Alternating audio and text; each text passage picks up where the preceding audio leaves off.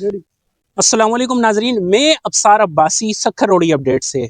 और आज मैं मौजूद हूं उसी ऑलपर फैक्ट्री वाले रोड पर, जहां आज से एक माह कबल हमने एक वीडियो बनाई थी कि इस रोड का काम पिछले 3-4 सालों से नहीं हो रहा, और इस वक्त इस रोड का काम होना शुरू हो गया और तकरीबन रोड की एक तरफ जो है वो मुकम्मल तौर पर बना दी गई और इस रोड का काम चल रहा है।